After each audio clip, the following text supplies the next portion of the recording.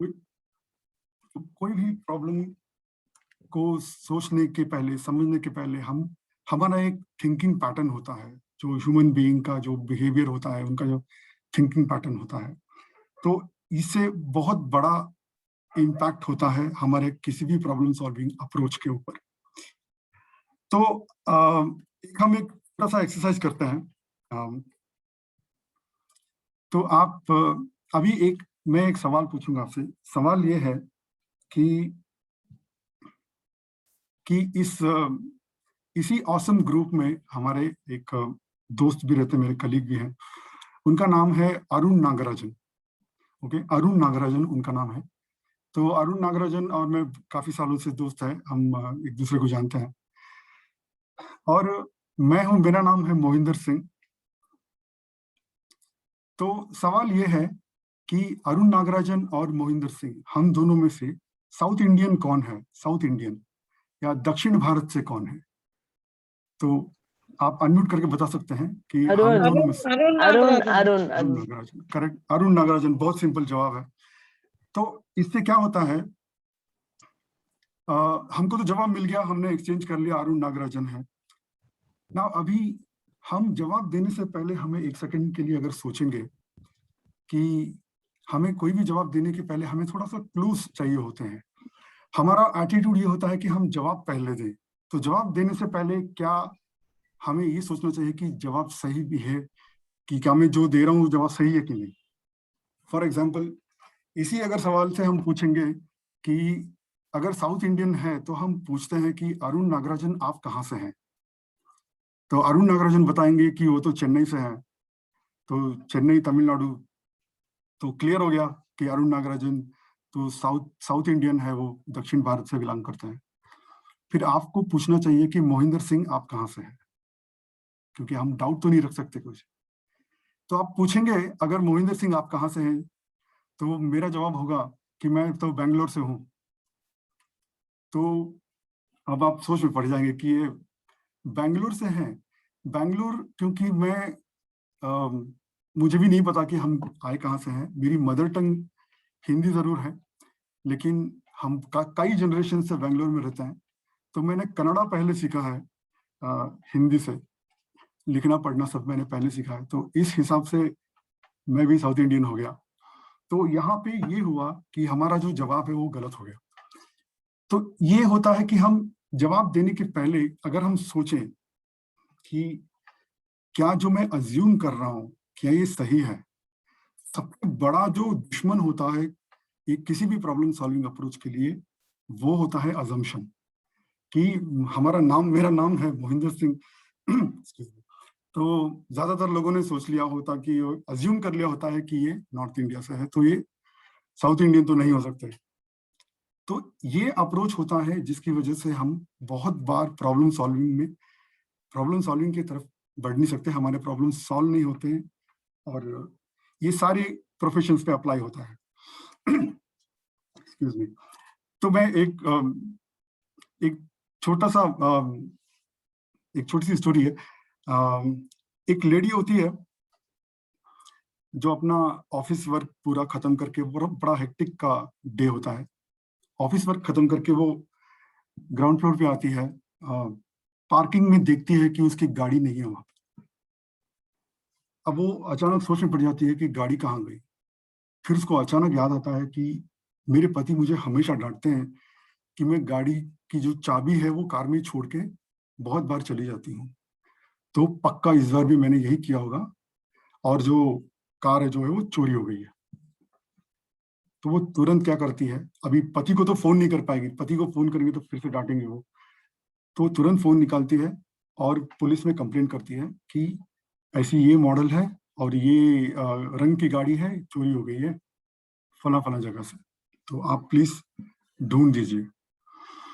फिर वो जाती है, बहुत काफी देर के बाद हिम्मत जुटा के पति को फोन लगाती है, कहती है कि हनी कार चोरी हो गई है।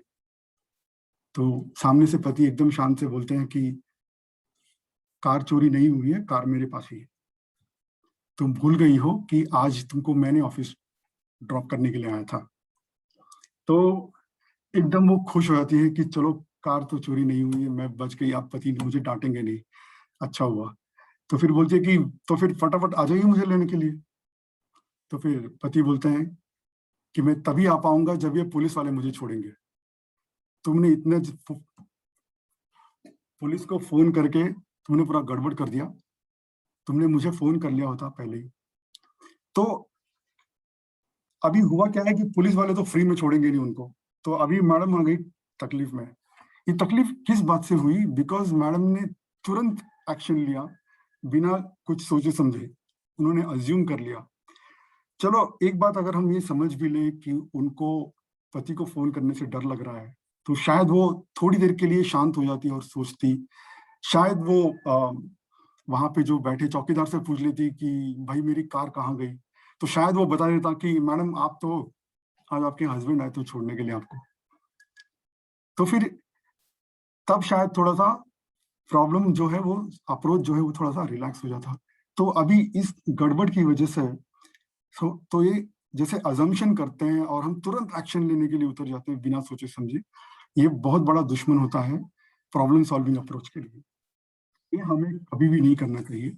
हमेशा सही सवाल करने चाहिए, कभी अज्यूम नहीं करना चाहिए और सही सवाल करना चाहिए, और उसकी वजह से ही हमारे जो डेटा कलेक्शन होते हैं उसमें बहुत हेल्प होता है। शांत दिमाग से अगर करेंगे तो आ, काफी सारे प्रॉब्लम्स हमारे सॉल्व होते हैं। तो इसमें हमेशा क्वेश्चंस आते हैं पहले, जो जैसे questions Leeds and answers follow. अगर आपने सही सवाल नहीं पूछा तो आपका अप्रोच एकदम गलत हो सकता है। ये बहुत ही ज्यादा क्रिटिकल होता है, इसका कोई रिप्लेसमेंट नहीं है क्रिटिकल थिंकिंग का, और ये प्रैक्टिस से होता है। इसमें बहुत सारी चीजें जो है वो हमें अनलर्न करनी होती है, जो हमारे तुरंत एक्शन लेने वाली जो चीजें होती है बिना सोचे समझे उनको अनलर्न करना होता है। तो इसमें सिक्स सिग्मा में इन्होंने जो मॉडल बनाया है वो मॉडल के एस्पेक्ट्स है, एक डिफाइन है, measure, analyze, improve and control. तो इनको मिला के डीमैक बोला जाता है। तो डिफाइन का मतलब है कि आप कोई भी प्रॉब्लम को सॉल्व करने के पहले प्रॉब्लम को अच्छी तरह से समझेंगे। क्या प्रॉब्लम यही है? क्या ये प्रॉब्लम कितना बड़ा है? क्या ये प्रॉब्लम पे हमें सच में काम करना चाहिए? क्या रिसोर्सेस लगानी चाहिए, लोगों को लगानी चाहिए? क्या टाइम लगाना चाहिए? तो काफी सारी बार ऐसा पता चलता है कि वो प्रॉब्लम इतना बड़ा है ही नहीं, यू नो, ऐसे ही लोगों ने उसको बात कर करके बढ़ा चुके हैं। तो इसमें इतना बड़ा प्रॉब्लम नहीं है, तो इसमें रिसोर्स लगाने की जरूरत नहीं है। तो ऐसे भी जवाब हो सकते हैं, इसीलिए प्रॉब्लम को डिफाइन करना बहुत ज्यादा जरूरी होता है। और दूसरा होता है कि इसमें मेजर, हम क्या मैट्रिक्स मेजर करेंगे, इसको क्वांटिफाई कैसे करेंगे, किस तरीके से हम इसको मेजर करेंगे ताकि हमें पता चले कि हम इंप्रूव हो रहे हैं, प्रॉब्लम सॉल्व कर रहे हैं या नहीं कर रहे हैं। कभी कभी होता, बहुत बार होता है कि आप प्रॉब्लम एक झटके में सॉल्व नहीं करते, लेकिन उस डायरेक्शन में जाने लगते हैं कि प्रॉब्लम सॉल्विंग के, कि हमें पता चल जाता है कि या हम प्रॉब्लम सॉल्विंग के डायरेक्शन में जा रहे हैं। तो इसीलिए मेजरमेंट करना बहुत इंपॉर्टेंट है। उसके बाद उसका रूट एनालिसिस करना होता है कि ये प्रॉब्लम का जड़ क्या है, what is the root of this problem. को जो भी हमने रूट कॉज एनालाइज किया है तो उसका सोल्यूशन लगा के उसको इम्प्रूव करना चाहिए और इम्प्रूव करने के बाद उसको कंट्रोल करना चाहिए। तो कंट्रोल करने का वाला बड़ा एस्पेक्ट है, वरना हो सकता है कि हम वापस उसी प्रॉब्लम की तरफ चल के बढ़ेंगे। तो अगर हम एक एक स्टेज देखेंगे तो डिफाइन स्टेज में ये होता है कि जैसे मैंने बताया कि इतना बड़ा प्रॉब्लम है, तो ये सवाल पूछने के हमें बहुत सारे क्रिटिकल क्वेश्चंस करने पड़ते हैं। जैसे अभी हमने क्रिटिकल थिंकिंग का जो एक्सरसाइज देखा था, उसी तरह से हमें कोई भी प्रॉब्लम सॉल्व करने के पहले बहुत सारे सवाल करने चाहिए टू मेक इट क्लियर कि हाँ प्रॉब्लम यही है। ये कहा जाता है, अगर एक बार एक प्रॉब्लम अच्छे से डिफाइन हो गया, हम सब ने, सारी टीम ने समझ लिया, या फिर मैंने खुद ने अच्छे से समझ लिया कि यही प्रॉब्लम है, तो फिर 50% ऑफ द प्रॉब्लम सॉल्व हो जाता है, क्योंकि आगे चल के आपको सरप्राइजेस नहीं रहते। अगर प्रॉब्लम डिफाइन ठीक तरीके से नहीं हुआ है तो हम जैसे जैसे आगे बढ़ते हैं वैसे वैसे बहुत सारे सवाल आने लगते हैं। अरे ये तो मुझे पहले ही पता कर लेना चाहिए था, अरे ये तो मुझे पहले ही सोच लेना चाहिए था।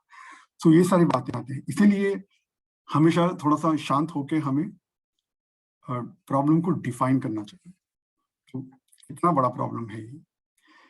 हाँ, ये प्रॉब्लम को किसी नंबर्स में बताया जा सकता है, ऐसे सवाल हमें पहले से ही कर लेने चाहिए। दूसरा स्टेज होता है मेजर करना। तो हर प्रॉब्लम को हमें मेजर करना जरूरी होता है।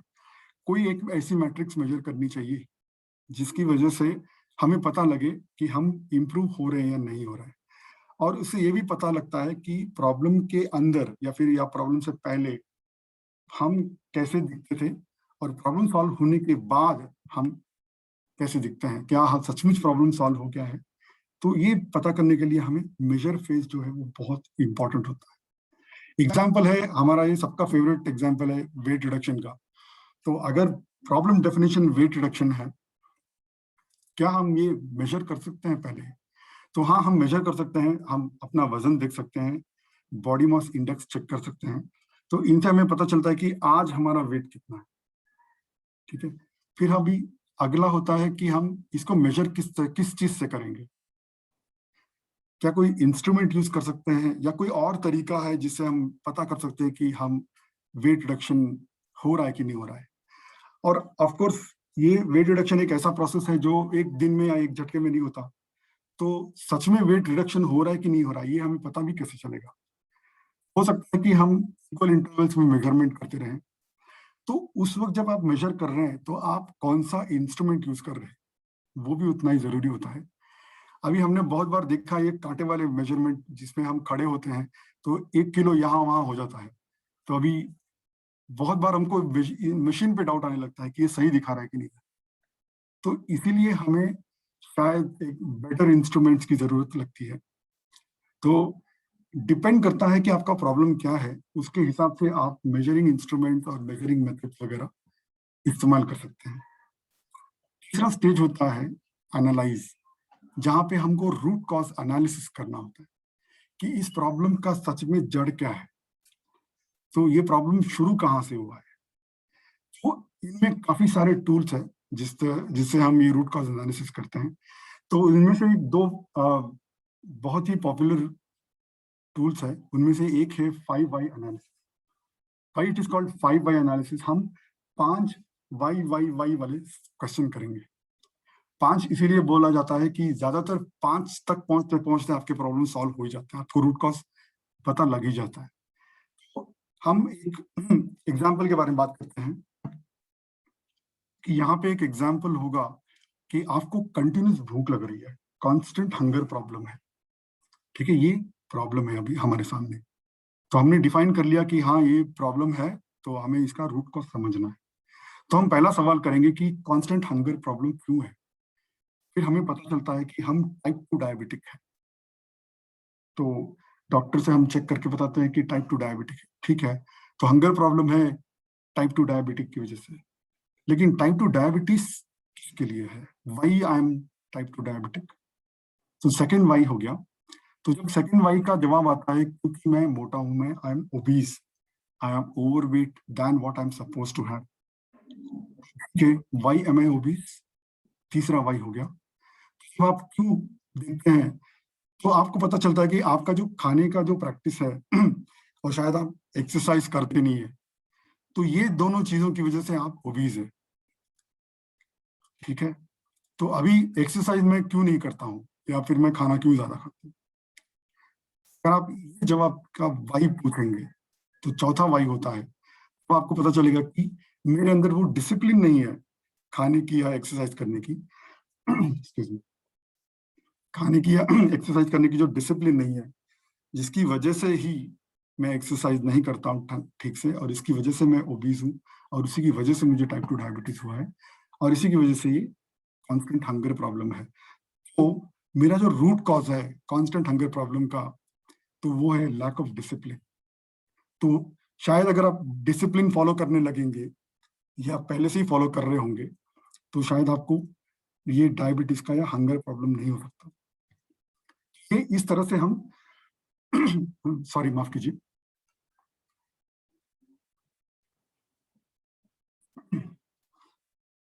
इस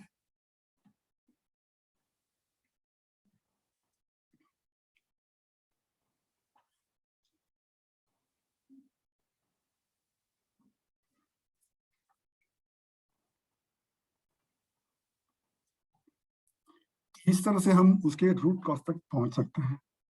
तो फिर हम एक्शन भी उसके हिसाब से ले सकते हैं। तो अब जब हमें रूट कॉज पता चल जाता है तो ये बहुत ज्यादा इंपॉर्टेंट फेज होता है किसी भी प्रॉब्लम सॉल्विंग का।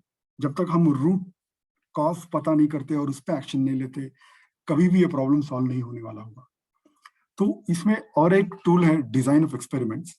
डिजाइन ऑफ एक्सपेरिमेंट्स एक बहुत ही सुंदर टूल है, जो मैं समझता हूँ कि दुनिया का नौवा अजूबा है ये। क्योंकि जब ये हम यूज करते थे तब हमें ऐसी ऐसी चीजें सामने आ जाती थी कि हमने कभी सोचा भी नहीं होता था। तो हम बहुत सारी बारे बारे में हम अज्यूम करके चलते होते हैं, जो डिजाइन ऑफ एक्सपेरिमेंट्स उसको क्लियर कर देते हैं। तो एग्जाम्पल, अगर हमारा प्रॉब्लम है एक केक बनाना, तो केक बनाने के लिए बहुत सारे इंग्रेडिएंट्स होते हैं, जैसे कि मैदा हो गया, शुगर हो गया, और यीस्ट हो गया, या एग डालेंगे जो भी है, और फिर कितने टाइम के लिए हम इनके डव रखेंगे और कितनी देर के लिए ओवन में रखेंगे। तो ये सारी फैक्टर्स हो गए। तो भाई डिजाइन ऑफ एक्सपेरिमेंट्स में क्या होता है, जैसे हम ट्रायल एंड एरर करके सीखते हैं, तो यहाँ पे ट्रायल एंड एरर नहीं होता है, यहाँ पे सिस्टमेटिकली एक्सपेरिमेंट्स को डिजाइन किया जाता है। तो ऐसे डिजाइन करके जब आप एक्सपेरिमेंट करते हैं तो काफी सारी चीजें आप बनाएंगे, जिसमें अलग अलग शेप के अलग अलग तरीके के केक्स बन जाएंगे। फिर इनका एनालिसिस करने के बाद हमें पता चलता है कि कौन सा फैक्टर बहुत ज्यादा जरूरी है। फॉर एग्जाम्पल, फ्लोर हो गया, शुगर हो गया, ये सब डेफिनेटली इंग्रेडिएंट्स है। लेकिन अगर आपने अवन में ज्यादा देर के लिए रख दिया तो क्या होगा, केक्स जल जाएंगे। अगर आपने कम देर के लिए रखा तो केक ठीक से बनेंगे ही नहीं। तो इसीलिए टेम्परेचर और जो टाइम है वो बहुत ज्यादा जरूरी होता है, बहुत इंपॉर्टेंट फैक्टर्स होते हैं आपके अच्छे केक बनाने के लिए। तो उसके बाद में क्या होता है, फ्लोर का रोल क्या हो सकता है, शुगर का रोल कितना हो सकता है कुछ लोगों को मीठे केक्स पसंद है, कुछ लोगों को थोड़े से मीठे का कम मीठे केक्स पसंद है। तो शुगर का मात्रा थोड़ा ऊपर नीचे हो सकता है तो चलेगा, लेकिन टाइम एंड टेम्परेचर का नहीं होना चाहिए। तो ऐसे ही हमें पता लगता है कि प्रॉब्लम सॉल्विंग में कौन से फैक्टर्स बहुत ज्यादा इंपॉर्टेंट है। तो इसी तरह से हम रूट कॉज एनालिसिस करेंगे, इसी तरह से हम रूट तक पहुंचेंगे, और वो प्रॉब्लम सॉल्व करने के बाद जो भी अप्लाई करेंगे तो उस वक्त हम एकदम अच्छे से केक बना सकते हैं, और हम अच्छे से केक बनाना सीख चुके रहेंगे। Means you would have, by the design of experiment हम रूट कॉज तक पहुंच जाते हैं। कभी कभी एक रूट कॉज के सोल्यूशंस बहुत सारे हो सकते हैं, लेकिन हम पे डिपेंड करता है कि हम रूट कॉज कौन सा इस्तेमाल करेंगे। क्या हम अम, जो एकदम कोई भी एक सस्ता वाला रूट कॉज भी लगा सकते हैं, या फिर कोई महंगा वाला भी रूट कॉज लगा सकते हैं। लेकिन प्रॉब्लम अगर सस्ते वाले से सॉल्व हो रहा है तो फिर कभी कभी बहुत बार ऑर्गेनाइजेशंस को महंगे इम्प्लीमेंटेशन सॉल्यूशंस इम्प्लीमेंटेशन करने की जरूरत नहीं होती है। तो ये सब एनालिसिस बहुत ज्यादा जरूरी होते हैं। तो आखिरी स्टेज होता है कंट्रोल। जो कंट्रोल में क्या होता है, जो भी हमने रूट कॉज एनालिसिस करके जो इम्प्रूवमेंट्स जो इम्प्लीमेंट किए रहते हैं, तो उनको हमें मॉनिटर करना होता है कि क्या हमने जब शुरू किया था तब हमारा वेट कितना था, और अभी जब हमने वेट कम किया है तो क्या ये कांस्टेंट है, या फिर हम वापस कोई डिसिप्लिन के बाहर जा रहे हैं और हमारे वापस वेट वापस बढ़ रहे हैं। तो ये कंट्रोल करना भी उतना ही इंपॉर्टेंट है जितना कि हमने प्रॉब्लम को समझा था, प्रॉब्लम को सॉल्व किया था। पहला एक तरीका ऐसा होता है कि जब भी हमें मौसम चेंज होता है तो हमने देखा है कि बहुत सारे लोगों को सर्दी हो जाती है, बुखार हो जाते हैं। तो एक तरीका है कि आप गोली खा लीजिए, तो फिर आप हो सकता है कि आप प्रॉब्लम सॉल्व से बाहर हो जाएंगे, अब बुखार नहीं होगा आपको। दूसरा तरीका ये हो सकता है, आप योगा कीजिए, प्राणायाम कीजिए और एक्सरसाइज कीजिए, जिसकी वजह से आपकी इम्यूनिटी बढ़ेगी, और बाहर मौसम कुछ भी बदल जाए आपको कुछ भी कोई भी चीज की तकलीफ नहीं होगी। तो इसी तरह से प्रॉब्लम सॉल्विंग में भी होते हैं कि कभी कभी आपको कंट्रोल करना होता है, या फिर कभी कभी आप कोई ऐसा सोल्यूशन लगाते हैं जिससे कि वो प्रॉब्लम की तरफ हम देखेंगे ही नहीं पाएंगे, देखने की भी जरूरत नहीं पड़ती, वो प्रॉब्लम परमानेंटली सॉल्व हो जाते हैं। तो इस तरह से जो सिक्स सिग्मा का जो अप है, ये हमें बहुत सारे प्रॉब्लम्स को सिस्टमैटिकली तरीके से प्रॉब्लम को सॉल्व करने को मिलता है। इसी वजह से अगर हमने सिस्टमेटिक तरीके से उनको सॉल्व नहीं किया तो हम बहुत बार फंस जाते हैं कि प्रॉब्लम तो मैंने सॉल्व कर दिया था, पता नहीं ये वापस क्यों आ गया। तो ये सब हम एनालिसिस करने जाएंगे तो हमें बहुत बार पता चलता है कि हमने कभी क्रिटिकल क्वेश्चंस नहीं किए होते हैं, या फिर जो हमने इम्प्रूवमेंट किया था उसका रूट कॉज जो था वो गलत था, या फिर जो भी एक्शन लिए थे वो सही नहीं थे। तो तो मोटा मोटा this is applicable to all the profession. हमारे कोई बिजनेस हो जहाँ हमारे हमारे कोई पर्सनल प्रॉब्लम्स की तरफ भी हम देखने का नजरिया कैसा है, हम उसको सॉल्व करने का नजरिया कैसा है, और ये सब प्रैक्टिस से आ सकता है। तो हमें पेशेंस रखना चाहिए और डेटा एनालिसिस पे भरोसा रखना चाहिए। तो डेटा कलेक्शन और डेटा एनालिसिस के ही वजह से हम ये प्रॉब्लम सॉल्व कर सकते हैं। तो थैंक यू। और कोई क्वेश्चन है तो आप मुझे पूछ सकते हैं इस बारे में।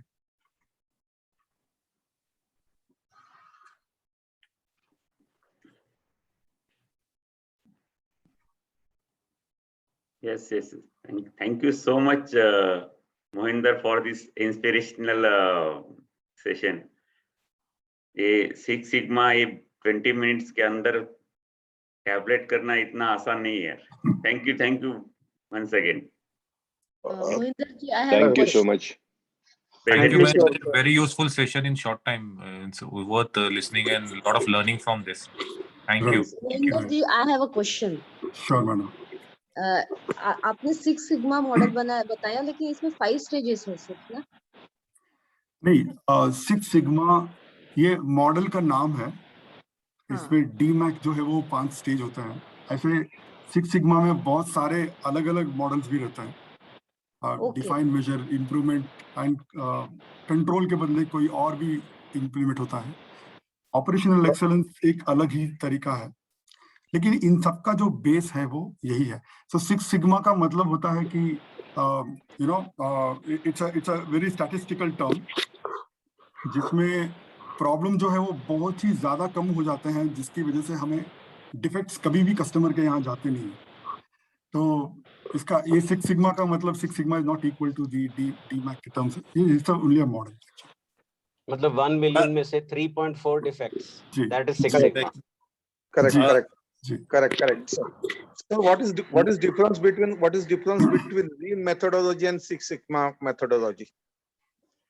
जी, कांता जी आपका सही सवाल है। लीन मेथोडोलॉजी के जो स्टेजेस हैं, जैसे नीलेश जी कहते रहते हैं कि हम इन्वेंट्री है, मूवमेंट है, तो ये काफी स्पेसिफिक है और ये सभी जगह अप्लाई होता है।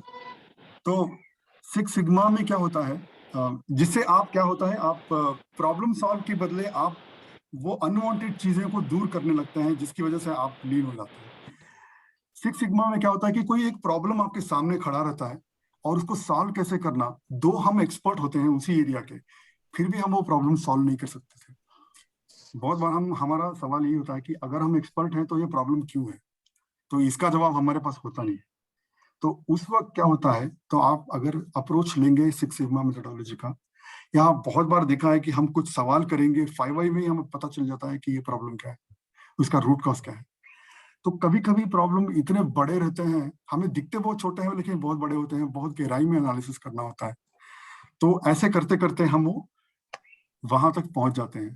तो हर प्रॉब्लम का अपना एक अप्रोच है, तो ये अप्रोच बहुत ज्यादा जरूरी है। Mohinder, I have a question on the Thank you, Mohinder. certification. एक मिनट, मुझे मालूम है आप लोग के बहुत सवाल रहेंगे, but due to time constraint we need to stop here because अपने पार्टनर भी है और हमको कुछ अनाउंसमेंट भी करने का है। So once again, really thankful and acknowledge Mohinder for conducting this session on a very short period of time. So मैं रिक्वेस्ट करूंगा स्पेशल अनाउंसमेंट करने के लिए नीलेश जी को। Welcome Nilesh, good morning. Good morning Nilesh ji. Good morning. Good morning, Nilesh ji. Mohinder, बहुत ही बेहतरीन था ये।